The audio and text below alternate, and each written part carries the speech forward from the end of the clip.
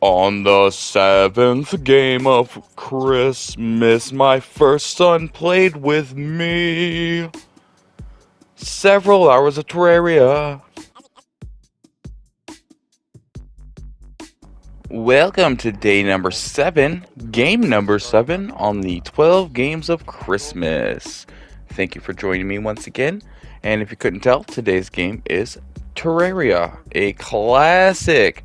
This game is over 10 years old now. What the heck? A lot of games from the past that are still relevant in the present and seem to also have a future. So, if you've been following along, day 5, we had 5 VR games. Other than that, we're on day 7, game 7. And Terraria is a, how else do you say it?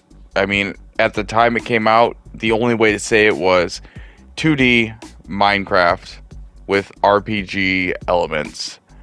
And it has only gotten so much more since its conception. It always had like some amount of bosses and areas to go through, but now there are several bosses, several like you almost call it a new game plus, but it's not. Like you get to a certain point in the game, and after you beat a certain boss, it sort of starts the real game, and then you play the real game, which is like a, harder, more bosses, more enemies, more stuff.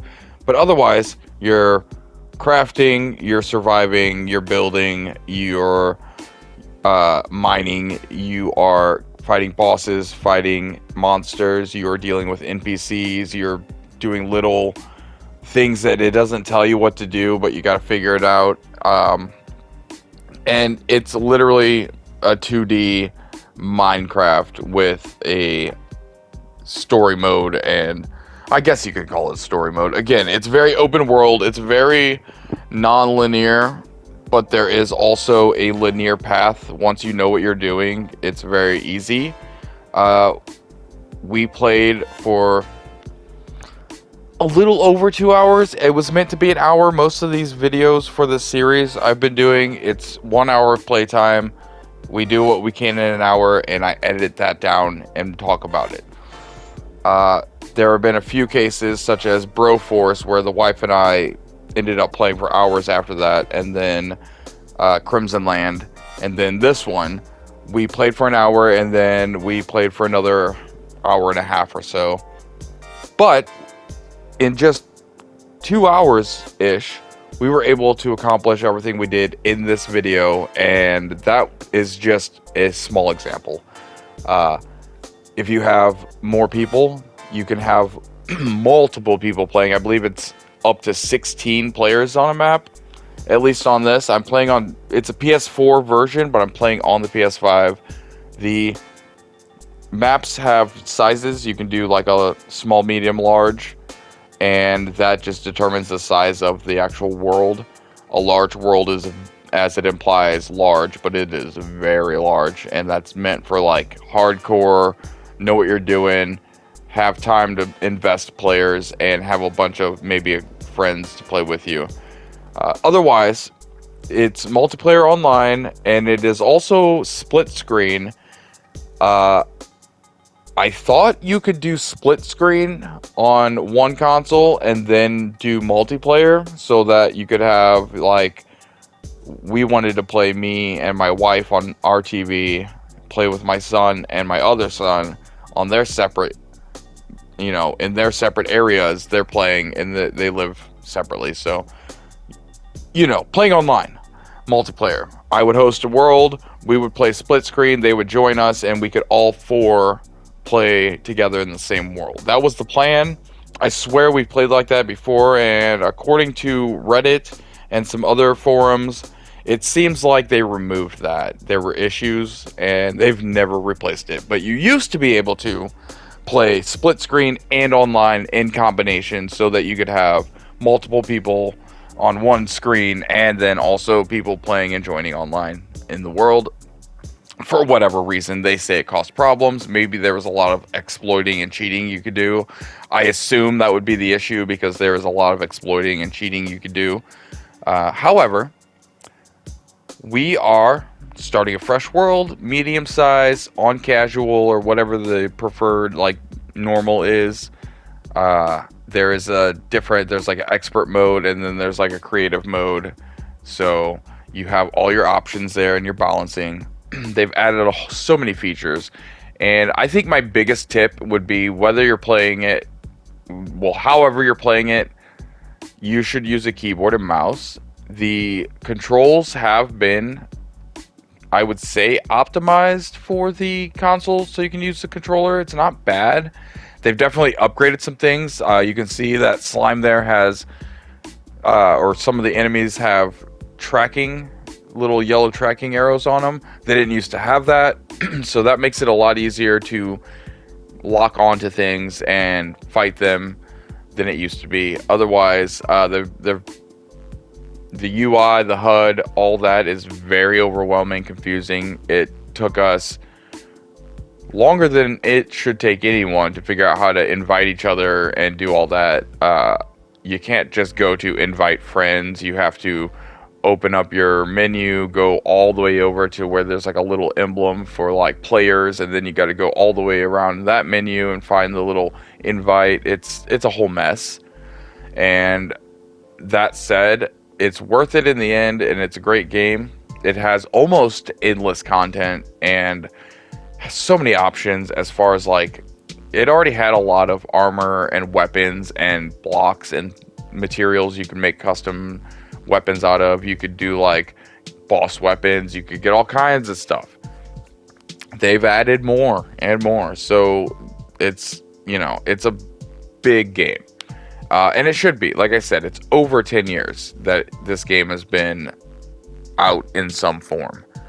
And they've kept it alive. They've kept upgrading it. They've kept adding content. So, except for apparently the split screen multiplayer online. They took that away and never gave it back. Otherwise, it's a great game. It's a fun game. It's a really good couch, like house game if you have friends and family, or you live with people, whatever it is. It is a really good house game, especially if you're an old school gamer, so you're not turned off by the pixelated graphics and design. I know, like, my wife does not like pixel games. It has to have something really good going for it, like Broforce. She loves Broforce. Typically, she would not enjoy a game that looks like that, but it's just fun. And then this game is kind of the same way, where she didn't want to play it at first, but then it's got such a variety and play style that offers something for almost everyone. Once you get over the initial hurdle of the whole, menus, combat, things take a minute. And some of them are not intuitive, but the good thing is a lot of it is customizable. You can change all your button layouts. You can adjust the UI, the HUDs, all of that stuff. Like, everything has some kind of setting that you can adjust, and you can really tweak it to make it work the way you want it to work. However, I did none of that, and we just played for a couple hours, like I said. To be honest, my son did most of the work because he's actually a freaking professional. He's got hundreds and hundreds, if not over thousands of hours on Terraria throughout the last 10 years. This is a game that, for him, he's had it almost his whole life. And for me, like I said, it's just a little over 10 years old, so we've put hours and hours into it. I've played it with friends, played it by myself, played it with my kids, played it with significant others. Like, this game has just been around, and it's always sort of been on the PlayStation. I think I even had it on 360. I think that's when it started. I'm not sure, to be honest. I'm getting old, man. 15 years ago was like 4 lifetimes for me. I've been through so many changes. So that's Terraria. A big world, several biomes, just think Minecraft. Think Minecraft, but 2D. And there you go. But then also think like RPG with weapons and bosses and all that, because you have a lot of story, I guess. Lore. As the kids like to say today, there's a lot of lore in this one. So, Terraria, you can always find it on sale, on cheap. It might even be free for people who've had Plus for a while. I don't know. I'm sure it's on the playable games. Like I said, it's so old. It's like a classic movie at this point. So Terraria. Also, going along with the theme of previous games, 505. When 505 is on something, I like it. I buy it. Relogic. That's a company that when I see that name, I'm like, oh, cool, cool, cool. That's got to be something good in this one. So there you go. Companies that make good games consistently and don't screw the consumers or charge out the ass with microtransactions or any of the other nonsense. So there you go. 12 games of Christmas. Game number 7. Day number 7. Terraria. We've been doing a lot of 2D co-op games, and that's because, it's the season. These are the games I have. These are the games I like. There's no particular rhyme or reason. It's just what I feel like adding to the list. If I was making a list of games that I want to play or games that are good or whatever, there'd be so many. There's too many games. Just in the last couple of months, I mean, so many games could come out and that could be on a list of any particular kind, so it's hard to keep a list going. You know what I mean?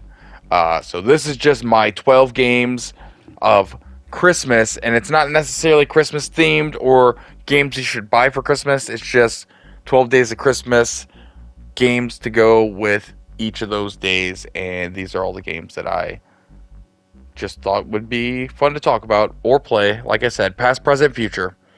Games I've played in the past, play in the present, want to play in the future. And this game is sort of all three of those. In fact, quite a few of the games on the list have been all three because they're games I've played in the past and still hold up now and would love to play more of in the future, if not planning on. In fact, Terraria, it seems like my son wanted to play some more today even, so hopefully I'll get a new series going there. Maybe not for content, maybe just for fun. I don't know. Depends on what he wants to do. I don't like to force anybody to be part of my video content. But there you have it. Terraria. Terraria. Depends on how you like to pronounce things. But really it's Terraria. And there you go. So, thanks for watching. As always, I'll see you on day 8 tomorrow. And we love you guys. Thanks for watching. Bye. I always do that. Merry fucking holidays, you filthy animals.